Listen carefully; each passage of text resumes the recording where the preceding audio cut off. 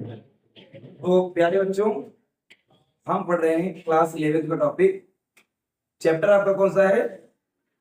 Thermal properties of metal, जिसमें आपने कुछ चीजें देख ली हैं और बाकी के टॉपिक जो है वो बचे हुए हैं। तो आज का हमारा टॉपिक है थर्मल एक्सपेंशन। क्या टॉपिक है? तो आइए बच्चों हम स्टार्ट करते हैं थर्मल एक्सपेंशन। क्लास 11 का चैप्टर है थर्मल प्रॉपर्टीज ऑफ मेटल और टॉपिक हमारा क्या है? Thermal expansion. थर्मल एक्सपेंशन का मतलब क्या है? देखिए, जब किसी भी ऑब्जेक्ट को गर्म किया जाता है, जब किसी ऑब्जेक्ट को क्या किया जाता है? गर्म किया जाता है, तो आप जानते हैं उसके साइज में थोड़ा सा इंक्रीमेंट हो जाता है, उसका साइज थोड़ा बढ़ जाता है, उसका आकार बढ़ जाता, नहीं बढ़ता है? किसी चीज को गर्म करोगे तो क्या होगा? उसका आकार बढ़ेगा, वो फैलेगा कि नहीं बढ़ेगा? किसी चीज को गर्म करते वो फैल जाता है। ये चीज आपको क्लियर नहीं?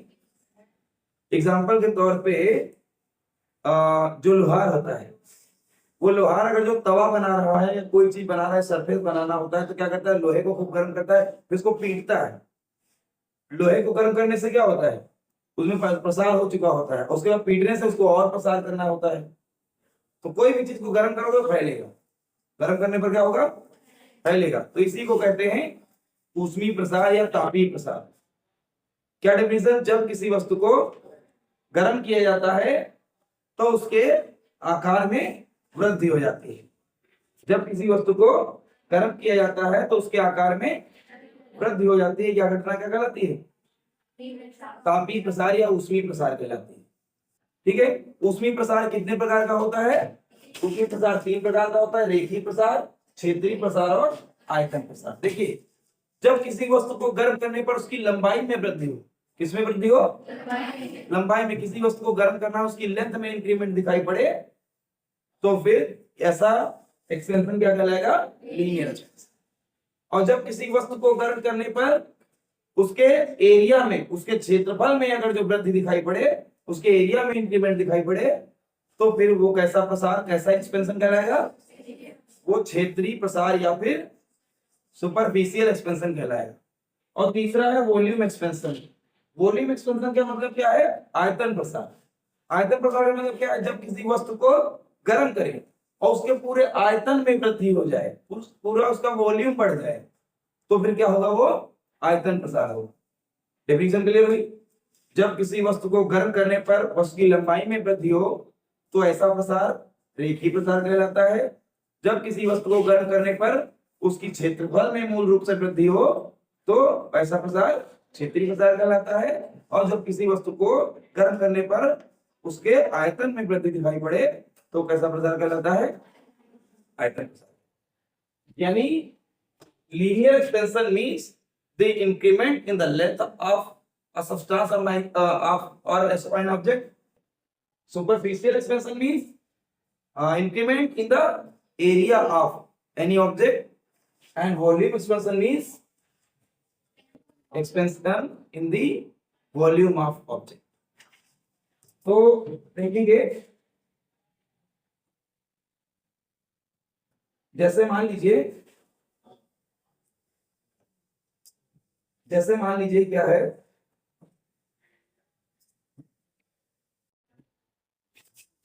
आप समझेंगे लीनियर एक्सपेंशन। तो लीनियर एक्सपेंशन में मैंने एक रॉड लिया, ये रॉड लिया, आप रॉड देख रहे हैं। अब इसको गर्म कर दें कुछ टेम्परेचर तक, इसको किसी टेम्परेचर तक आप गर्म कर दें, मान लो इसको 30 डिग्री सेल्सियस टेम्परेचर दे देते हैं, और इसको गर्म कर दें, तो इसकी लेंथ क्या हो जाएगी? बढ़ जाएगी। इसकी लेंथ क्या हो जाएगी? बढ़ जाएगी। तो ऐसा एक्सपेंशन क्या होगा? Linear expansion. मान लीजिए इसकी पहले लेंथ थी कैपिटल, और लेंथ जो बढ़ गई वो कितना बढ़ गई है? डेल्टा एल बढ़ गई है, स्मॉल डेल्टा एल बढ़ गई है। ये लेंथ जो इंक्रीज हो गई, ठीक है। तो नई लेंथ क्या हो जाएगी फिर इसकी? एल प्लस डेल्टा एल हो जाएगी, एल प्लस डेल्टा एल हो जाएगी। इसी तरह अगर जो कोई हमें ले क्या सरफेस ले ले, ये मैंने सरफेस लिया, और इस सरफेस का एरिया कितना है? इस सरफेस का एरिया है ये, मान ली इसका एरिया है ए।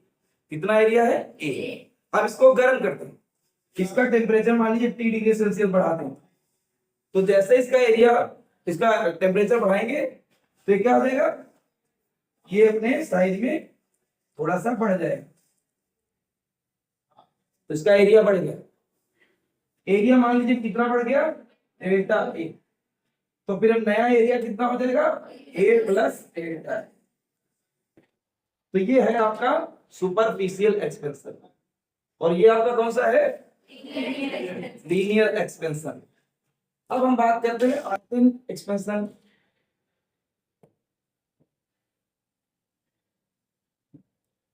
जैसे कि मान लीजिए क्यूब, क्यूब है, मान लीजिए क्या है, क्यूब।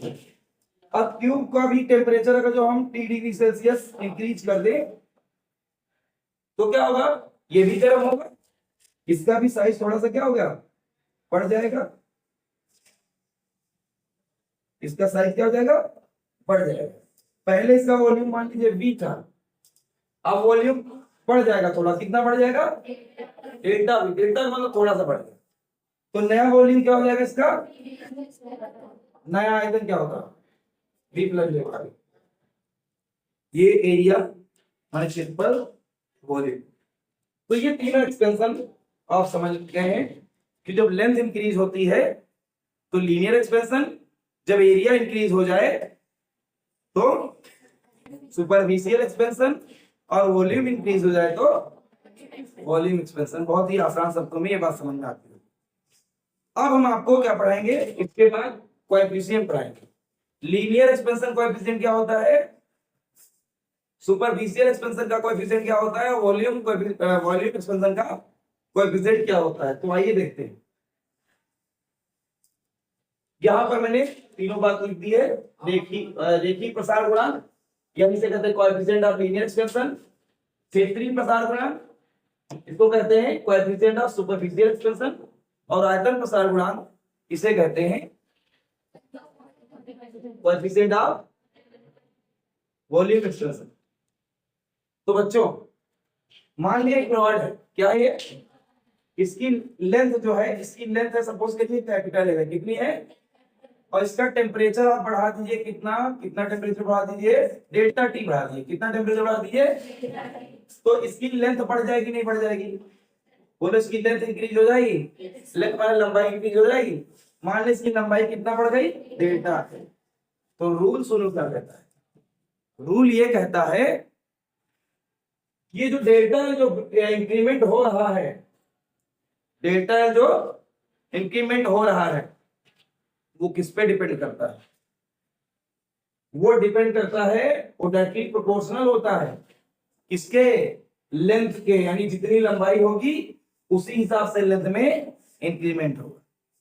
समझ रहे हैं। और ये किस पे डिपेंड करता है, जितना ज्यादा टेम्परेचर बढ़ाओगे उतना फैलेगा कि नहीं फैलेगा, जितना टेम्परेचर बढ़ाओगे, जितना गर्म करोगे उतनी तो लेंथ बढ़ेगी, कम टेम्परेचर बढ़ाओगे कम लेंथ बढ़ेगी, ज्यादा टेम्परेचर बढ़ाओगे ज्यादा लेंथ बढ़ेगी। समझ रहे हो बात, नहीं समझ भाई, किसी को थोड़ा गर्म करोगे तो थोड़ा लेंथ बढ़ेगी, ज्यादा गर्म करोगे तो ज्यादा लेंथ बढ़ जाएगी। तो फिर ये लेंथ जो बढ़ रही है ये किस पर डिपेंड कर रही है, ये डिपेंड कर रही है डेल्टा टी पर। किस पर डिपेंड कर रही है, यानी डेल्टा टी बढ़ाओगे, टेम्परेचर बढ़ाओगे तो लेंथ क्या हो जाएगी और बढ़ेगी, और अगर जो लेंथ इसकी ज्यादा होगी तो भी इसमें लेंथ ज्यादा बढ़ी हुई दिखाई पड़ेगी। तो यहाँ प्रोपोर्शनलिटी हटाते हैं तो एक कोएफिशिएंट लाया जाता है, एक कांस्टेंट लाया जाता है, उसी कांस्टेंट को कहते हैं कोएफिशिएंट ऑफ लीनियर एक्सपेंशन या फिर रेखीय प्रसार गुणांक। तो क्या लगाया जाता है, कौन देखिए, डेल्टा एल, ये प्रोपोर्शनलिटी रिमूव करेंगे, इक्वल लाएंगे, तो यहाँ पर एक कांस्टेंट आ जाता है, इसे अल्फा कहते हैं। क्या बोलते हैं, जब प्रोपोर्शनलिटी रिमूव करके इक्वल लिखेंगे तो अल्फा आएगा। आगे क्या आ रहा है, एल डेल्टा टी, यहां से अल्फा का फॉर्मूला बना दीजिए, यही आपको बताना था। जो अल्फा है वही है क्या, coefficient of linear expansion. Alpha का क्या फॉर्मूला बनेगा, डेल्टा एल अपान, ये एल अपान में आ जाएगा इनटू डेल्टा टी। ये हो गया किसका फॉर्मूला, इसका फॉर्मूला हो गया कोएफिशिएंट ऑफ लीनियर एक्सपेंशन या फिर रेखीय प्रसार गुणांक। अल्फा क्या है, रेखीय प्रसार गुणांक। ये अदिश राशि है, कैसी राशि, अदिश माने स्केलर होता है। इसका यूनिट क्या होता है, अल्फा का यूनिट, अल्फा का यूनिट क्या होता है, यूनिट माने मात्रा, क्या मतलब होता है? पर डिग्री सेल्सियस क्या होता है? पर डिग्री सेल्सियस इसका यूनिट होता है। किसका? अल्फा का। अल्फा क्या है? रेखीय प्रसार गुणांक, या फिर इसको क्या बोलेंगे? Coefficient of linear. अब आइए इस पे, क्षेत्रीय प्रसार गुणांक के लिए हमने एक सरफेस लिया, इसमें हमने एक रॉड ली थी जो एल लेंथ की थी, और इसमें मैंने एक सरफेस लिया जिसका एरिया कितना है? ए, इसका एरिया कितना है? ए एरिया वाला मैंने सरफेस ले लिया, ये स्क्वायर शेप में। किस शेप में? अब क्या किया, इसके टेम्परेचर को हमने बढ़ाया। कितना टेम्परेचर बढ़ाया? डेल्टा टी टेम्परेचर बढ़ाया। जैसे डेल्टा टी टेम्परेचर बढ़ाएंगे क्या होगा? इसके साइज में वृद्धि हो जाएगी, और ये थोड़ा सा क्या हो जाएगा? बड़ा हो जाएगा। इसके एरिया में कितनी वृद्धि होगी? मान लीजिए डेल्टा एरिया इसका बढ़ गया। इसका एरिया कितना बढ़ गया? तो फिर से वही बात, जैसे यहाँ पर लेंथ में इंक्रीमेंट डिपेंड करता है लेंथ पर और टेम्परेचर डिफरेंस पर, यानी लंबाई में वृद्धि निर्भर करती है प्रारंभिक लंबाई और ताप वृद्धि पर, उसी तरह यहाँ पर क्षेत्रफल में वृद्धि किस पर निर्भर करती है? ये किसके अनुपाती है? प्रारंभिक क्षेत्रफल और ताप वृद्धि के। ताप वृद्धि के से तापांतर के कहते हैं। बच्चों समझ में आ रही मेरी बात? तो अब यहाँ से फिर से प्रोपोर्शनलिटी आप रिमूव करिए, तो एक नियतांक यहाँ पर फिर से आएगा, एक कांस्टेंट फिर से आएगा, और वो कांस्टेंट का नाम है बीटा। क्या नाम है? तो ये जो प्रोपोर्शनलिटी है रिमूव करके इक्वल आया, और बीटा है, बाकी ऐसे लिखो a इंटू डेल्टा। तो यहाँ से बीटा का फॉर्मूला क्या आ जाएगा? ये डिवाइड में आ जाएगा, तो delta a upon a into delta t। तो ये जो हो गया बीटा का फॉर्मूला। इसका फॉर्मूला, इसका भी यूनिट बच्चों क्या होता है? बीटा का यूनिट क्या होता है? पर डिग्री सेल्सियस ही होता है। पर डिग्री सेल्सियस यूनिट होता है। कैसी क्वांटिटी है? स्केलर। कैसी क्वांटिटी है? स्केलर माने अदिश राशि। कैसी राशि है? अदिश राशि तीनों। अब ये बात देखिए, मान लीजिए इसका पहले वॉल्यूम कितना है? ये मैंने क्या लिया? क्यूब लिया है। क्या लिया है? क्यूब आकार का कोई बॉक्स है, या कोई ऑब्जेक्ट है, कोई वस्तु है जो घन के आकार की। किसके आकार की? घन के आकार की वस्तु है, या कह लो क्यूब शेप्ड ऑब्जेक्ट है। इसका पहले वॉल्यूम यानी आयतन कितना है? बी। अब इसका टेम्परेचर बढ़ा दो। इसका टेम्परेचर बढ़ा दोगे, कितना बढ़ा दूं? कितना बढ़ा दूं? डेल्टा टी ही बढ़ा दूं। सही पढ़ा था। टेम्परेचर जैसे मैंने बढ़ा दिया, क्या होगा? इसका साइज बढ़ जाएगा। इसका साइज क्या हो जाएगा? बढ़ जाएगा। इस साइज बढ़ जाएगा। इसके साइज बढ़ जाएगा मान इसका वॉल्यूम बढ़ जाएगा। इसका कितना वॉल्यूम बढ़ गया? मान लीजिए इसका वॉल्यूम डेल्टा वी बढ़ गया। तो डेल्टा वी किसके प्रोपोर्शनल होता है? Directly proportional to delta T. तो यहाँ से फिर से आप प्रोपोर्शनलिटी का हटाइए, तो यहाँ पर एक कांस्टेंट आएगा, यानी नियतांक आएगा, वो आएगा गामा। तो गामा वी डेल्टा टी। यहाँ से गामा का क्या फॉर्मूला बनेगा? गामा का फॉर्मूला बनेगा delta V upon V into delta T. तो ये गामा का फॉर्मूला हो गया, यानी आयतन प्रसार गुणांक का फॉर्मूला होगा। इसका भी यूनिट क्या होगा? इसका भी यूनिट क्या होगा? पर डिग्री सेल्सियस। और ये कैसी क्वांटिटी है? स्केलर। ये तीनों स्केलर है। ये भी कैसी क्वांटिटी है? स्केलर।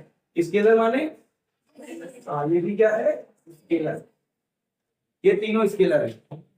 ओके, एक और रिलेशन होता है अल्फा बीटा और गामा में। अल्फा बीटा और गामा में क्या रिलेशन होता है देखिए, यानी alpha ratio beta ratio gamma, ये कितना होता है? तो भैया अल्फा और बीटा और गामा में रेशियो होता है 1:2:3। ये ध्यान रखिएगा। अल्फा बीटा गामा में क्या रिलेशन होता है? 1:2:3, यानी रेखीय प्रसार गुणांक, क्षेत्रीय प्रसार गुणांक, आयतन प्रसार गुणांक में क्या रिलेशन है? तो कौन सबसे बड़ा है?